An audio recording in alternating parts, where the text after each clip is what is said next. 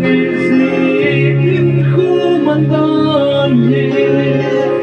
ca sĩ tổ thi